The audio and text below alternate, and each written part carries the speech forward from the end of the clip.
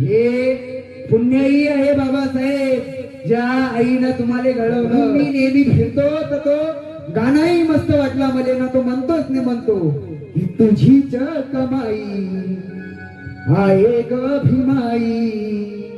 कुणाचेच काही इथे कष्ट नाही, कुणाचेच काही इथे कष्ट नाही, तुझीच कमाई आहे अभिमाई, तुझीच कमाई आहे अभिमाई.